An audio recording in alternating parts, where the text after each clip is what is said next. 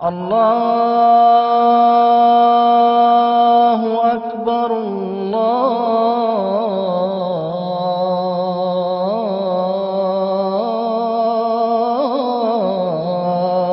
اکبر.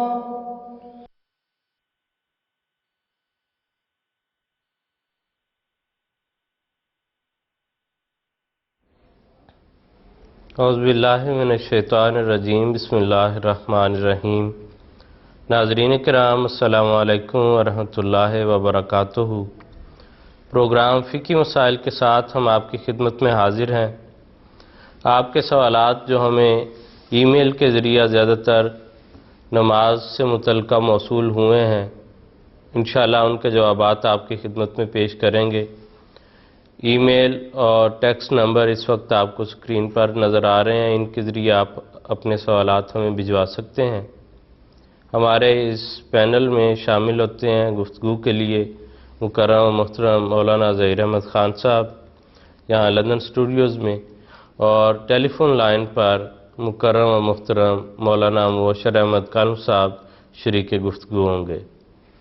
اس programme کا پہلا سوال ہمیں امت الجمیل صاحبہ کینیڈا کی طرف سے موصول ہوا ہے.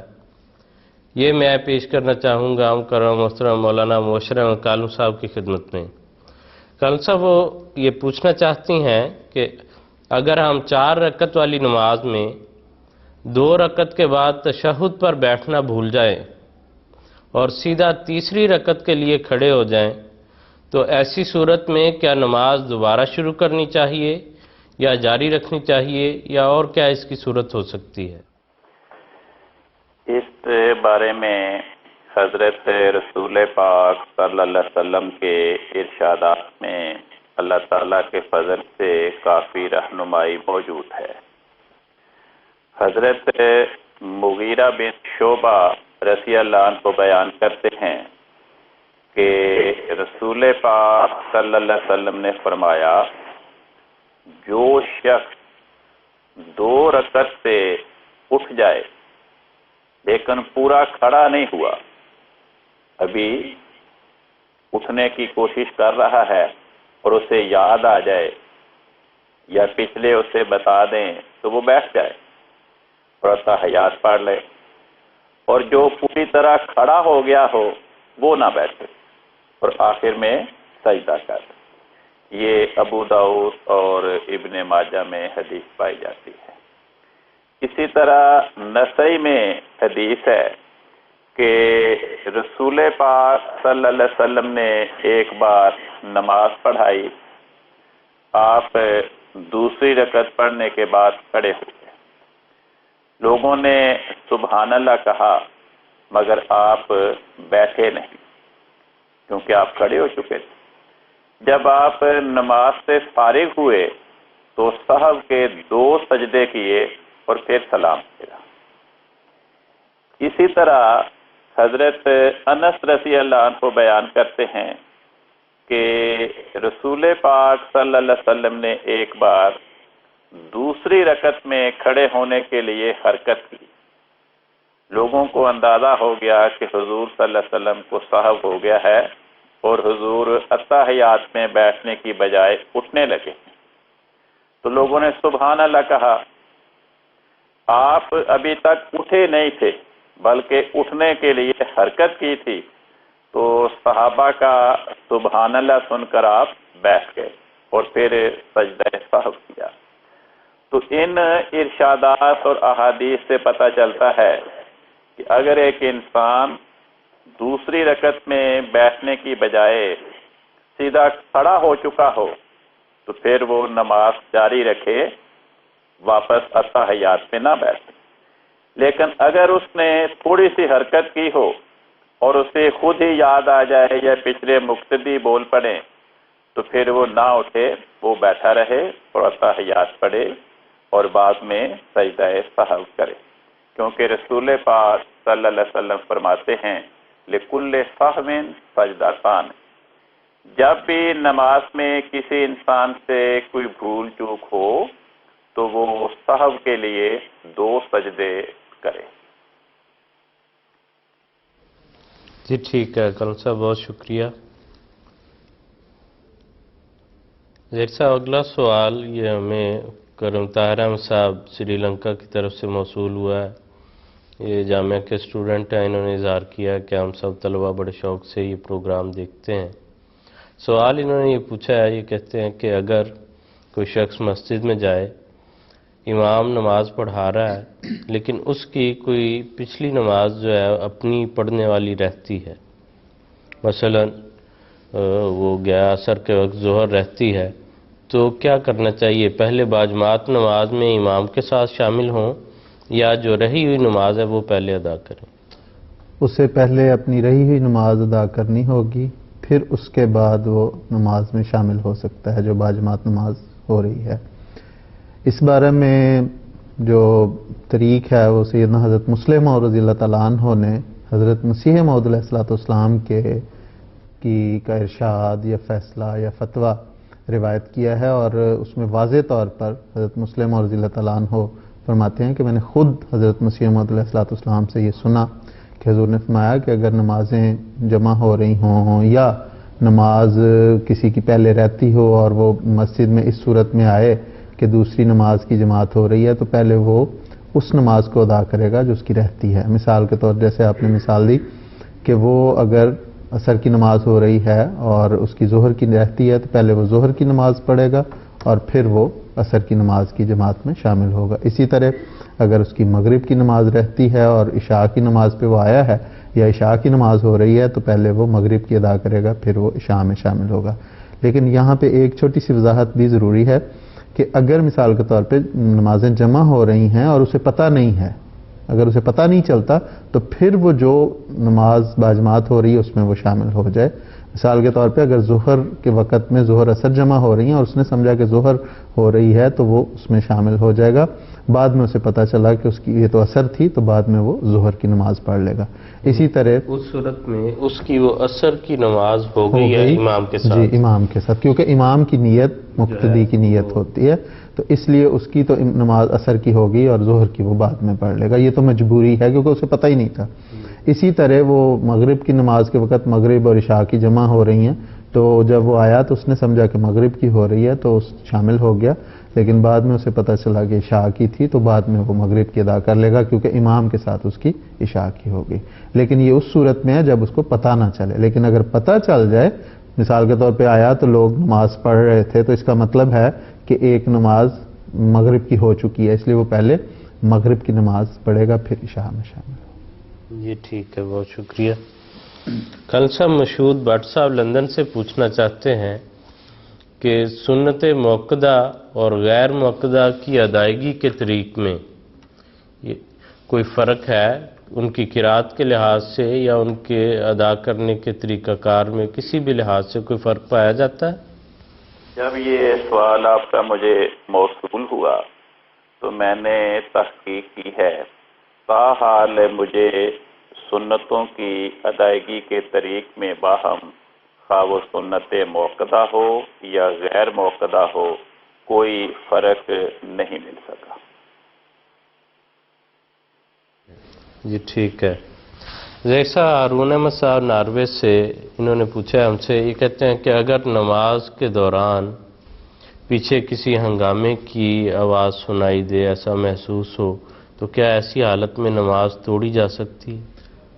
بات یہ ہے کہ اگر تو کوئی اس قسم کی ہنگامہ ہے، کوئی جس سے خطرہ ہے، لوگوں کو جان کا خطرہ ہو سکتا ہے یا کوئی ایسی صورت ہے، تو اس صورت میں نماز توڑی جا سکتی ہے، وہ بعد میں بھی ادا ہو جائے گی. اور جب ہم احادیث پر نظر کرتے ہیں تو حضرت ابو ہریرہ رضی اللہ تعالیٰ عنہ کی ایک روایت ہے جو صحیح بخاری اور صحیح مسلم دونوں کتابوں میں موجود ہے. اس میں وہ کہتے ہیں کہ حضور صلی اللہ علیہ وسلم نے فرمایا کہ نماز کے دوران اگر دو سیاہ رنگ کی چیزیں کوئی دیکھے تو پہلے ان کو مار دے، اور وہ سانپ اور بچھو ہیں.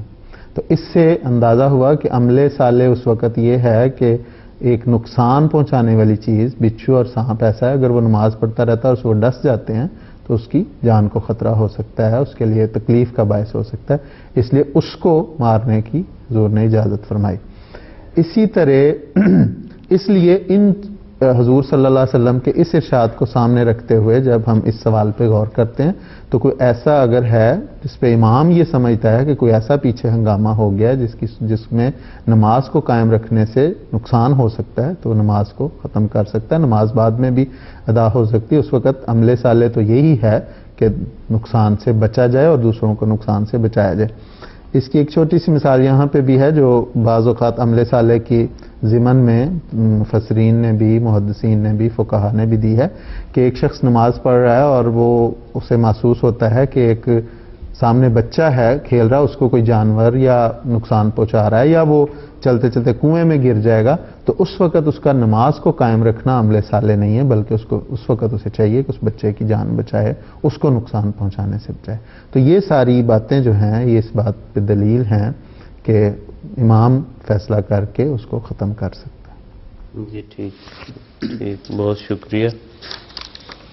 ابھی ہمارے پاس یہ سوال کل صاحب طاہر احمد صاحب سری لنکا سے، انہوں نے یہ پوچھا کہ اگر نماز کی کسی رکعت میں سورہ فاتحہ پڑھنا انسان بھول جائے تو کیا دوبارہ نماز پڑھنی چاہیے یا سجدہ سہو کرے گا؟ حضرت رسول پاک صلی اللہ علیہ وسلم نے سورۃ فاتحہ پڑھنے کی بڑی تاکید فرمائی ہے، اس لیے اگر کوئی کسی رکعت میں سورہ فاتحہ پڑھنا بھول جائے تو جیسا کہ میں نے پہلے عرض کیا، حضرت رسول پاک صلی اللہ علیہ وسلم فرماتے ہیں لِكُلِّ سَهْوٍ سَجْدَتَانِ، جب بھی کوئی انسان نماز میں کوئی کام کرنا بھول جائے تو وہ پھر سہو کے 2 سجدے ادا کرے۔ جی ٹھیک ہے۔ کل سا اسی سے ملتا جلتا ایک سوال ہمیں پوچھا ہے عائشہ صدیقہ صاحبہ نے گجرانوالہ سے۔ وہ کہتی ہیں کیا سورہ فاتحہ کے بعد والی سورت بھی امام کے پیچھے دہرائی جا سکتی ہے یا دہرانی چاہیے؟ حضرت عبادہ بن صامت رضی اللہ عنہ ایک جگہ امام الصلاۃ تھے، تو ابو داؤد کی حدیث میں لکھا ہے کہ ایک دفعہ وہ دیر سے پہنچے اور ابو نعیم نے نماز شروع کرا دی۔ نماز شروع ہو چکی تھی کہ حضرت عبادہ رضی اللہ عنہ بھی آ گئے، تو راوی بیان کرتا ہے کہ میں بھی ان کے ساتھ تھا، ہم صفوں میں کھڑے ہو گئے۔ ابو نعیم نے جب سورۃ فاتحہ پڑھنی شروع کی تو میں نے سنا کہ حضرت عبادہ بھی آہستہ آہستہ سورہ فاتحہ پڑھتے رہے۔ جب نماز ختم ہوئی تو میں نے ان سے پوچھا کہ جب ابو نعیم بالجہر نماز پڑھا رہے تھے آپ بھی ساتھ ساتھ سورۃ فاتحہ پڑھتے جا رہے تھے، یہ کیا بات ہے؟ تو انہوں نے جواب دیا کہ ہاں بالکل ٹھیک ہے، رسول پاک صلی اللہ علیہ وسلم نے ایک دفعہ ہمیں نماز پڑھائی اور سلام پھیر کر جب بیٹھے تو آپ نے پوچھا کہ جب میں بلند آواز سے نماز میں تلاوت کرتا ہوں تو کیا تم بھی منہ میں پڑھتے رہتے ہو؟ بعض نے کہا ہاں، بعض نے کہا نہیں۔ اس پر آپ نے فرمایا لا تقرؤوا بشیء من القرآن اذا جہرتم الا بام القرآن، یعنی جب میں بلند آواز سے قرآن کریم نماز میں پڑھوں تو سوائے سورہ فاتحہ کے کسی اور سورت کی تلاوت تم ساتھ ساتھ نہ کیا۔ تو حضرت رسول پاک صلی اللہ علیہ وسلم نے جب امام سورہ فاتحہ کے بعد اونچی آواز سے جہرن تلاوت کر رہا ہو تو مقتدیوں کو ساتھ ساتھ پڑھنے سے منع فرمایا ہے۔ لیکن اگر ایسی نماز ہے جیسے ظہر کی نماز ہے، عصر کی نماز ہے، جن میں نماز سرن ہوتی ہے اور امام جہرن تلاوت نہیں کرتا، تو اس وقت مقتدی بھی سرن منہ میں تلاوت کریں گے۔ جی ٹھیک ہے، بہت شکریہ کال صاحب۔ ناظرین کرام، اس موقع پر میں آپ کو ایک اور بات جو ہے وہ بھی بتانا چاہتا ہوں ہمارے پروگراموں کے سلسلے میں کہ عین ممکن ہے کسی وقت آپ سفر پر ہوں یا اپنے نوکری پر ہوں، کسی اور مصروفیت میں ہوں اور آپ براہ راست MTA پر یہ پروگرام نہ دیکھ سکے ہوں، تو ایسی جب بھی ایسا کوئی موقع ہو تو آپ کے لیے یہ سہولت بھی ہے کہ انٹرنیٹ پر اب آپ جو ہے یہ پروگرام ہمارے دیکھ سکتے ہیں۔ www.alislam.org/فقہ پر جا کر آپ ہماری یہ تمام اقساط جو ہے وہاں پر مشاہدہ کر سکتے ہیں۔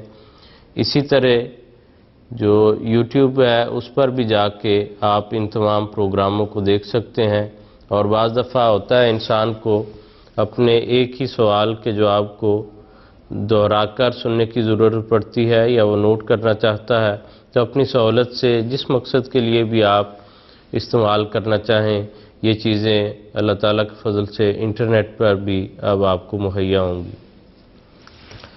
ڈاکٹر صاحب اگلے سوال کی طرف چلتے ہیں۔ یہ سوال ہمیں پوچھا ہے جلیس احمد صاحب نے لندن سے۔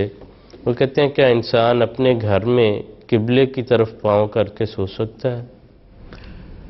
دراصل بات یہ ہے کہ قبلہ اللہ تعالیٰ کے شعار میں سے ہے، اور اللہ تعالیٰ قرآن کریم میں فرماتا ہے وَمَن يُعَظِّمْ شَعَائِرَ اللَّهِ فَإِنَّهَا مِن تَقْوَى الْقُلُوبِ، تو یہ ایک لازمی چیز ہے کہ اللہ تعالیٰ کے شعار جو اس کی عزت والی احترام والی چیزیں ہیں ان کا احترام اور اس کی تعظیم قائم رکھی جائے۔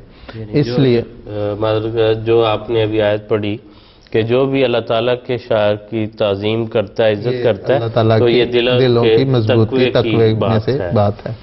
تو اس میں حضرت مسیح موعود علیہ السلام سے بالکل ایسا ہی ایک سوال کیا گیا کہ حضور سے پوچھا گیا کہ حضور قبلہ کی طرف پاؤں کر کے سویا جا سکتا ہے؟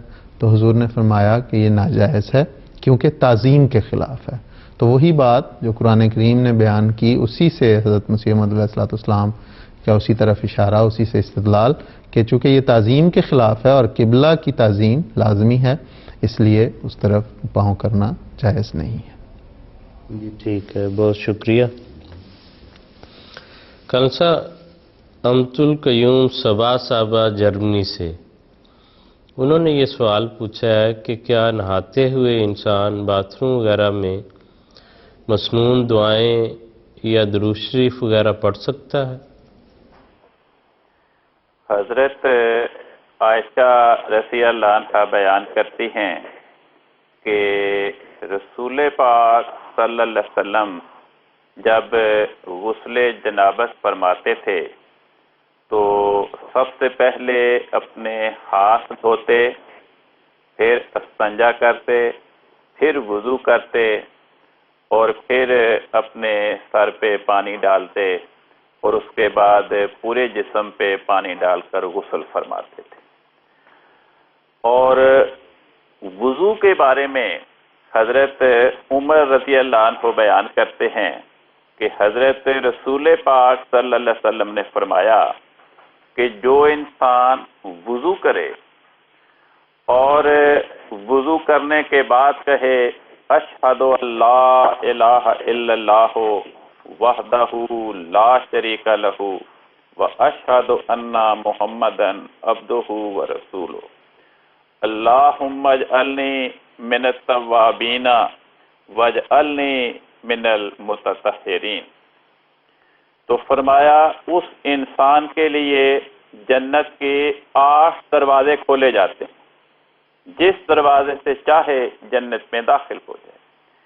اب ان دونوں حدیثوں کو ملائیں۔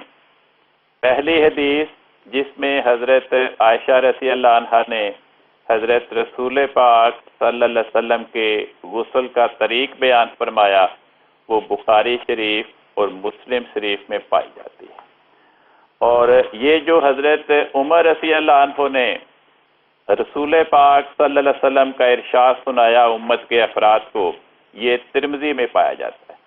تو جس سے پتہ چلتا ہے کہ جب انسان غسل کرے تو پہلے وہ ہاتھ دھوئے گا، پھر استنجا کرے گا، پھر وضو کرے گا، اس کے بعد وہ یہ دعائیں پڑھے اور پھر باقی غسل کرے۔ تو جس سے پتہ چلا کہ غسل کے دوران دعا کرنا یا اللہ کا ذکر کرنا وہ جائز ہے۔ جی ٹھیک ہے کلم صاحب، بہت شکریہ۔ جی کل صاحب یہ ایک اور سوال میں آپ کی خدمت میں پیش کرنا چاہتا ہوں. یہ نصیرہ زکا صاحبہ نے کینیڈا سے ہمیں بھجوایا. وہ کہتی ہیں کہ باجماعت نماز میں یا الگ اپنی نماز میں بھی صورتوں یا تسبیحات کے پڑھنے کے وقت آواز کس قدر بلند ہونی چاہیے؟ یعنی یہ دیکھا گیا ہے کہ بعض لوگ باجماعت نماز میں کافی بلند آواز سے پڑھ رہے ہوتے ہیں کہ ساتھ والے کو بھی سنائی دیتا ہے، یا بعض دفعہ اگر وہ سنتوں کی ادائیگی کر رہے ہیں تو تسبیحات یا رکوع سے اٹھتے ہوئے رکوع میں جاتے ہوئے تو کافی بلند حد تک آواز ہوتی ہے. تو اس کا صحیح طریق کیا ہے کہ کس قدر بلند آواز سے پڑھنا چاہیے؟ اس سوال کی کئی شکلیں ہیں.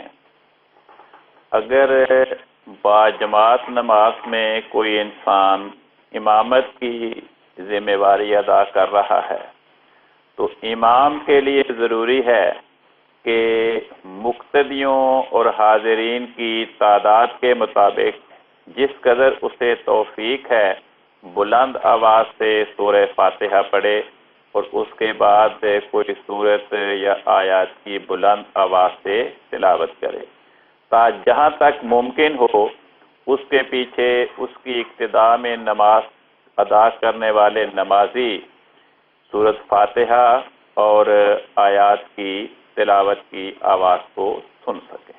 سوائے اس کے کہ حاضرین کی تعداد بہت زیادہ ہو، لاؤڈ اسپیکر کا انتظام نہ ہو اور امام کی آواز ان تک نہ پہنچ سکے تو وہ تو ایک مجبوری کی کیفیت ہے.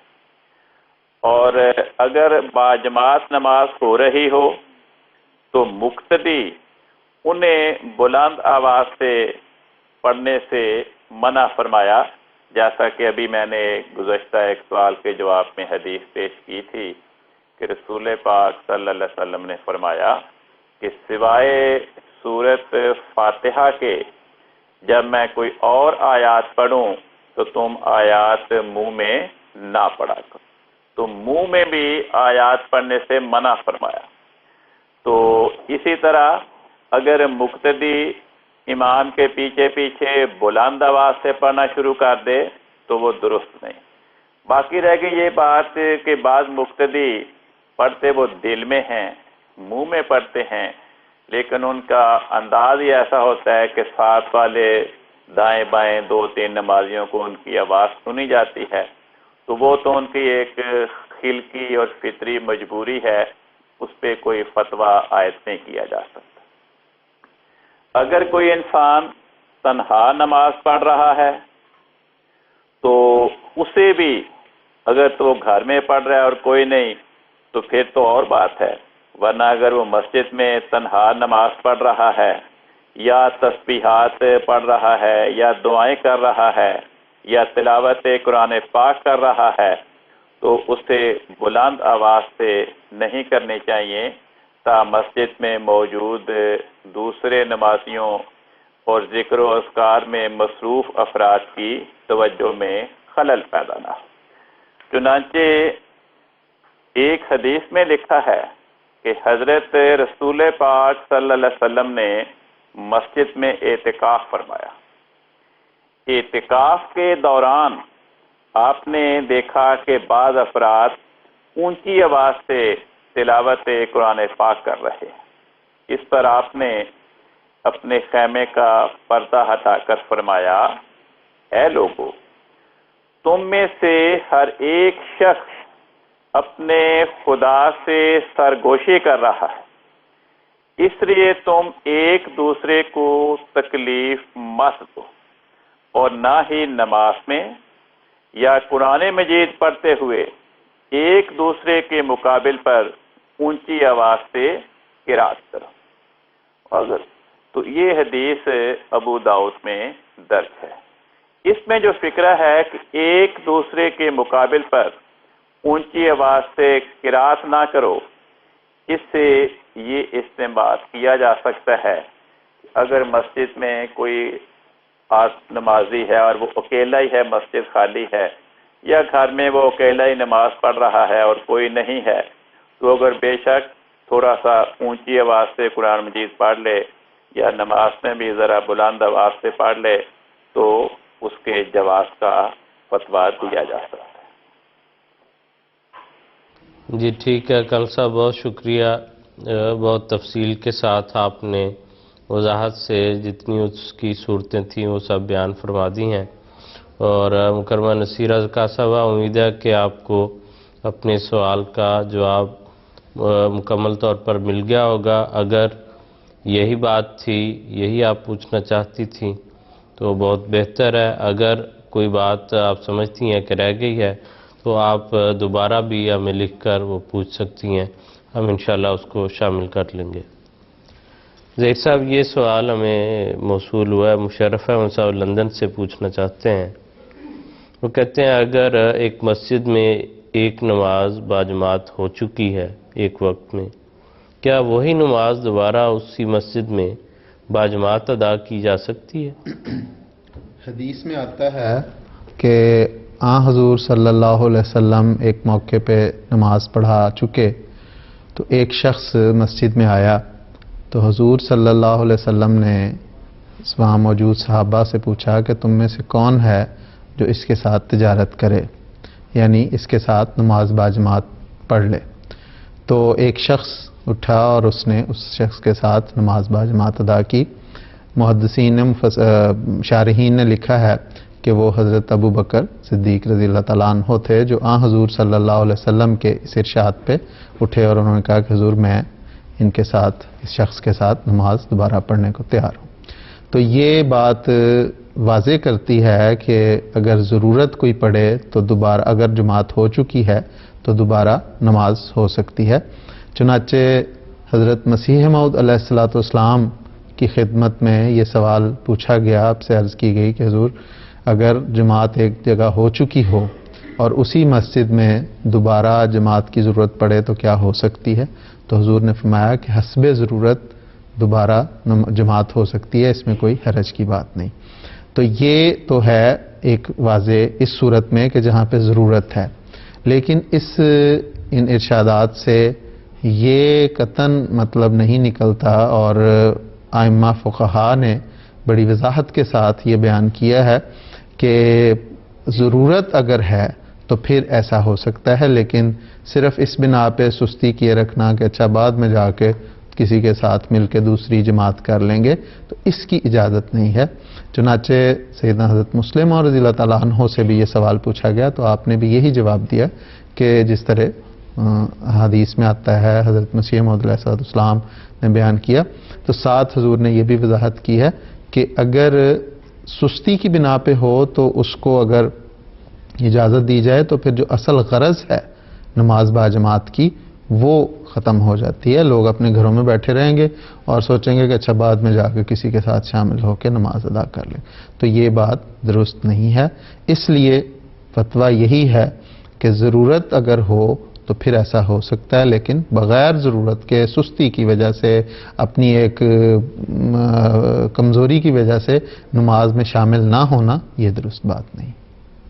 جی ٹھیک ہے زیر صاحب، کہ فتوے کی روح سے یہ ٹھیک ہے کہ وہاں پر دوبارہ جماعت کا ہونا منع نہیں ہے اسی مسجد میں، لیکن ایک عادت کے طور پر اپنانا کہ دو چار لوگ اگر بیٹھے ہیں کہ چلیں کوئی بات نہیں، ہو گئی ہے جماعت، ہم جا کے اپنی جماعت الگ سے کر لیں گے، سستی کرتے ہوئے، اس چیز کی بھی جو ہے وہ اجازت نہیں دی گئی۔ لیکن ایک یہاں پہ یہ بھی وضاحت آ جانی میرا خیال درست ہے کہ جو مثال کے طور پہ راستے میں مساجد ہوتی ہیں، خاص طور پہ ہمارے جو ایشین پاکستان ہے، ہندوستان، بنگلہ دیش وغیرہ، تو وہاں پہ لوگ راستے میں مساجد بنا لیتے ہیں، تو ان کے متعلق فقہاء کا واضح ہے کہ وہ چونکہ راستے کی مساجد ہیں، ایک قافلہ آیا، اس نے نماز پڑھی، آگے چلا گیا، پھر اس کے بعد ایک دوسرا قافلہ آتا ہے، تو اس ایسی مساجد میں جو راستے میں بنی ہوئی ہیں اور جو اسی غرض سے ہیں کہ مسافر یہاں پہ نماز پڑھیں، تو وہاں پہ یہ بھی ایک جائز ضرورت ہے، اس لیے وہاں پہ